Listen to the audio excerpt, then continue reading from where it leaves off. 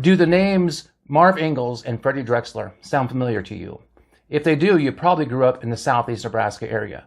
Both men were well known, both were teachers, and I interviewed both of them years ago and put those videos on my YouTube channel. And I want to share parts of those with you today. Marv Engels was a teacher and principal in Deshler High School. He coached 2 state championship spellers and helped start the community concert series.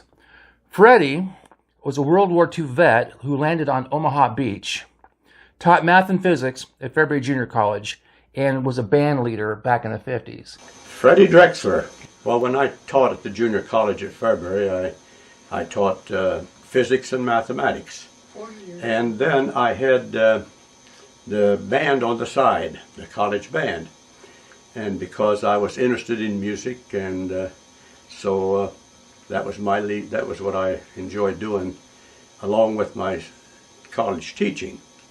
And during this time in the 50s, I had a dance band, a small dance band, about 5 pieces, and I got quite a few of my players right from the college.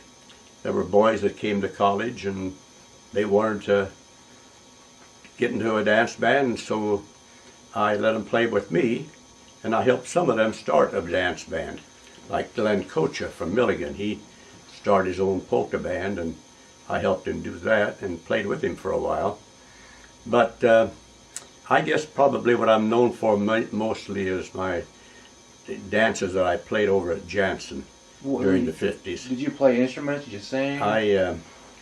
I played a saxophone and a trumpet, and then I had generally a piano player and a drummer and another saxophone or a trombone, whatever I had available. That's the players that I used. Hi, this is Keith Trimm with KeithTrimm.com and with Marv Engels, who whenever I go to Walmart tells me a joke at the checkout. And one day I was going through the line and he told me he had a 70th high school reunion, and it kind of floored me because I thought, how old are you? And how old are you? 87. And he still works at Walmart. How long have you been there? Almost 25 years. So I told Marv at the checkout line I wanted to get his life story, so let's go back a little bit. Where are you from, Marv? Well, I was born in the next county over here, Thayer County, on a farm south of Hebron, and my father was a farmer all his life, and our family had a history of never going beyond the 8th grade. And my grandfather's theory was that unless you're going to be a preacher or a teacher, 8th grade is enough. But as I got to the end of my grade school days, why, I liked school, so I wanted to go on to school, go on to high school, and my aunt sided with me. My parents were in favor of it, and so on and so forth. So I went to high school and graduated. And surprise of surprises, at my high school graduation, my grandfather and grandmother were there.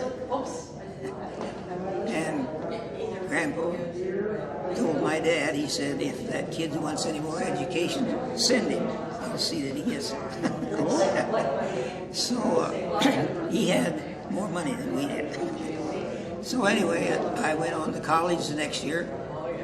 Of course, I graduated in 41.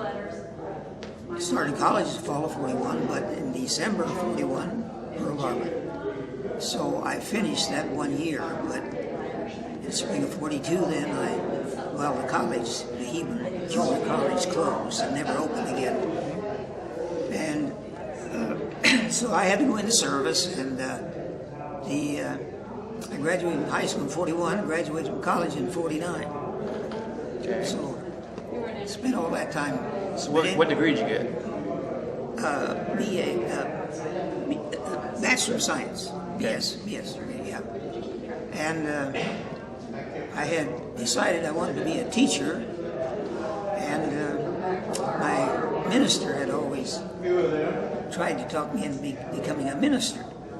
And so I guess I decided to do a little of both. And if you should survive to be 105, look at all you derive out of being alive.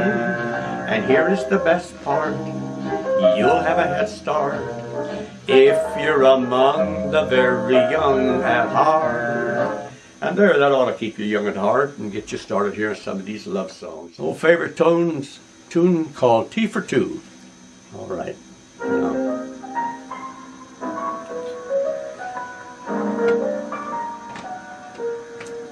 Oh, picture you upon my knee, just T for two, and two for T, just me for you, and you for me alone.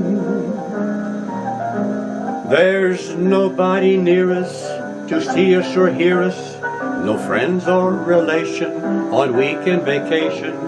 We won't have it known, dear, that we own a telephone. Oh, day will break and you'll awake and start to bake that sugar cake for me to take, for all the boys to see. Oh, we will raise a family, a boy for you and a girl for me. Can't you see how happy we will be? I guess with spelling. I love spelling. And there was a stretch in there that one of my pupils won the county spelling contest 9 years in a row. There was another stretch where one of my pupils won the district spelling contest 6 years in a row.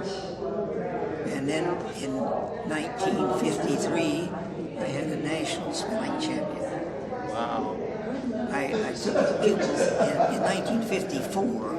I took a pupil to Washington, but she didn't win. But we went back 3 years later and won the thing, and won it on the word Chihuahua. Chihuahua. I couldn't spell it now if I had to. But anyway, I had many great memories of my years of teaching because I had this choir. I started a children's choir. Usually had about 65, 70 voices, and we sang on the radio, television, cut a 33 1/3 RPM record with them, and became so well known that you couldn't keep up with the requests to sing, hauling 65, 70 kids, you know. So then I started a little 12 group, the Happy Wanderers. 12, it was a pick group, of course. Pick 12 kids, and so we started, instead of taking the whole choir, a lot of times we just take this small group, and we were dressed in red, white, and blue. And got to sing a lot of times, a lot of places.